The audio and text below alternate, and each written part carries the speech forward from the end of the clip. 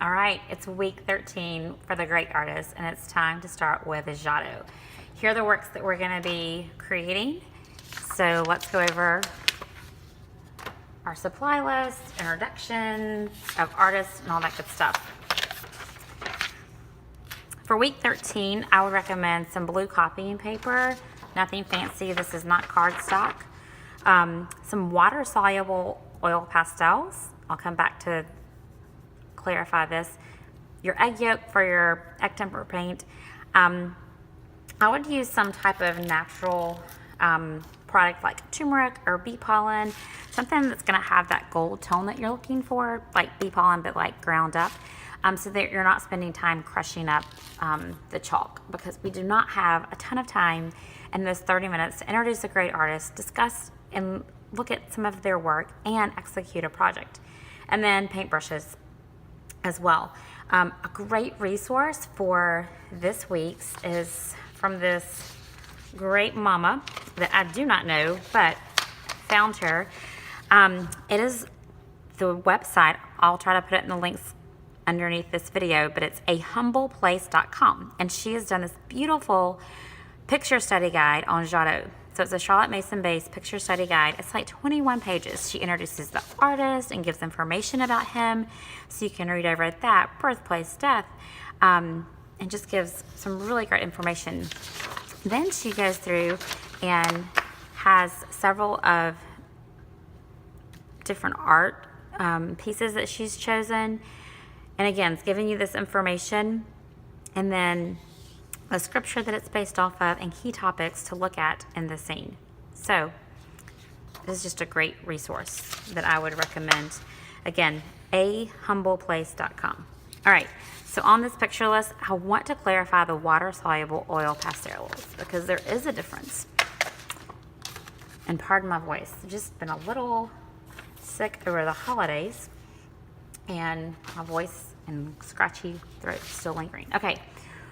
Water-soluble oil pastels are different than just regular oil pastels, and there's a big difference to me. All right, this is what you're looking for. This is water-soluble oil pastels in the Portfolio series. There's not many companies that do the water-soluble. You've got to look for that part. This is what I have left of my water-soluble oil pastels from when I was in college. So these are like 18 years old. I mean, there have been several years they haven't been used, but they're still kicking. I had 2 packs, and this is what's left. So let me give you an example so that you'll understand why I'm asking you to use these. They blend so well, and I'm planning on using these for when we do the Michelangelo and we're painting underneath the table, that I'm going to have the students take these and draw, and then we're just going to use water. So then we don't have all these like paint trays. So we're still executing the same thing. So you see how well these just blend? I mean, you can even like blend them with your finger. Like, they just blend so well. Okay, here's some that are just traditional oil pastels. Again, great vibrant colors, but you're not getting, they just don't blend as well. So here it is, trying to blend these. They blend a little bit, but not as smoothly as these. I mean, like, these lines almost disappear. So here's where the fun part for me comes in. When you take water and add it to it, it's almost like it turns to a watercolor. Do you see how you can just pull that color away? Or you can blend these together. So consider buying these. They will last a long time, and you can use them for this week, but then also it'll be a great week for when we do Michelangelo. This is what it looks like with the other ones. Nothing. So, water-soluble oil pastels. All right, moving along. Okay, so you're gonna get your blue sheet of paper. You're gonna have the students grab a white oil pastel, and we're going to be drawing the angel that we see depicted in several of his scenes This one is on the birth of Jesus, also called the Nativity. There's one on the Lamentation one, several of his works. And so he talks about, or one of the highlights of him is how he's bringing emotion into the picture and texture with his fabric and stuff.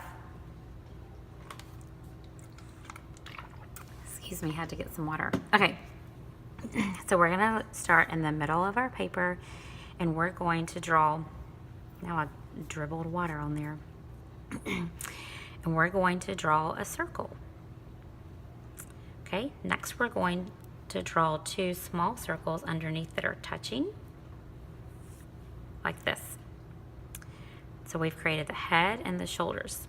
Now I'm going to go to the outside of this circle and to the outside of this circle, and I'm going to make the letter W.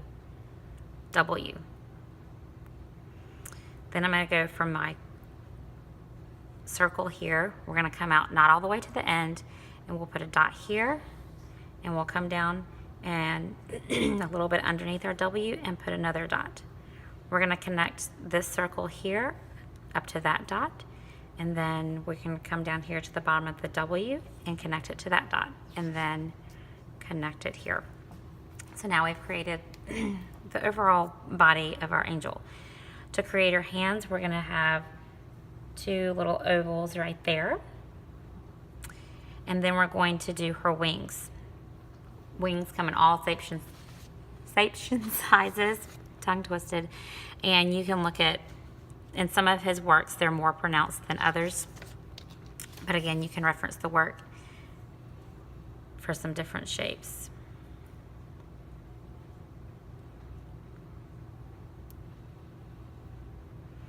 Okay, so now, while they still have that white pastel, they're going to color in the wing.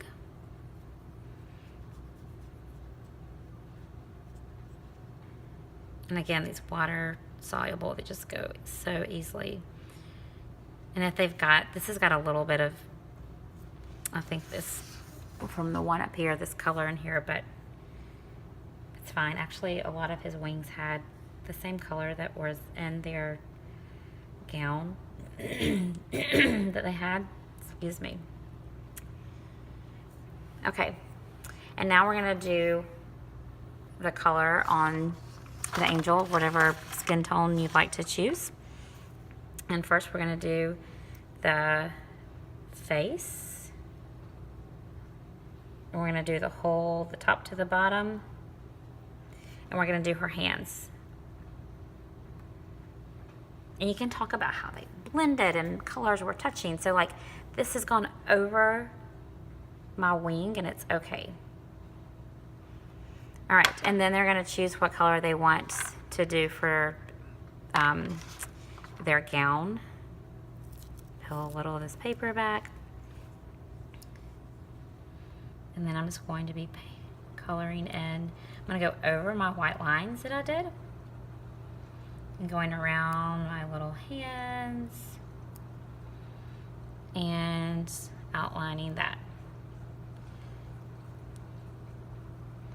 Now for the younger grades, you may not even want to get into the hands. Maybe you omit the hands and you just draw this gown and the head and the wings.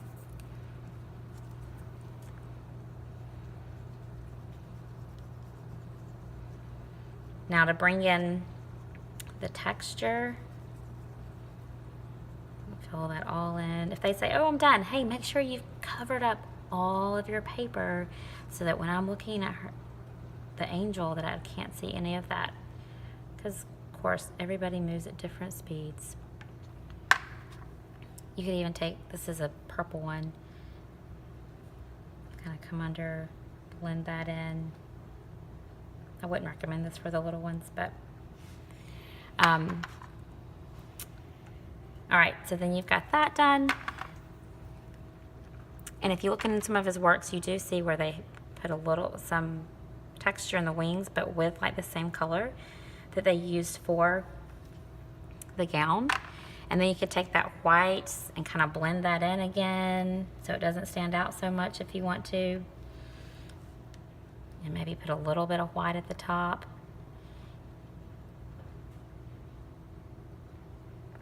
Now you're gonna get this pink on here, so you may wanna have like a paper towel, just so they can clean it off, clean that oil pastel off for the next person. But again, you don't even have to worry about getting like coming back and lightening that up and stuff when you're dealing with the younger ones, or if it's just gonna be too much. Like, again, we've got, what, 15, maybe 20 minutes to execute this by the time everybody gets in and go over the artist. Okay, so now we're gonna do hair. And one thing that we can talk about here is that our hair is actually on our head. It is not sticking off of our head. So it comes down like onto our forehead, kind of swoops over. And of course there's boy and girl angels, so they can decide. But they don't need to go crazy with their hair up here because we still have to put on our gold halo. Now, since we're working on this size paper, it's kind of hard to get these details of the eyes and stuff in. So we're gonna do a scratch with this. So I would just take, pens you're getting for free at the store or something, and they're going to scratch their eyes to highlight their eyes. I just did them like where their eyes were closed. Did a little baby you, and then just kind of did a little bit of a mouth there. If you want to put a little nose, you could do a little one there. Okay, so instead of everything being that egg tempera, I just chose to highlight the halo, which I feel like he does in his work. Like, you really want that halo to stand out to get that nice sheen. And so you've got this work done. They should be completely done with their oil pastel, and make sure they sign their name and put the year at least down in the bottom. When they're completely finished with that step, then you could have a separate table that they come and do the egg tempera, and let them see how you made it at the beginning. They could help mix it up. But again, like egg yolk, I did this a few days ago. I actually put some red clay in here. I'm here in Georgia. I ran out of turmeric. But anyway, this is, instead of crushing up the chalk. And then we're just gonna go around our hair, but it's gonna be over our wings. And just make a little circle.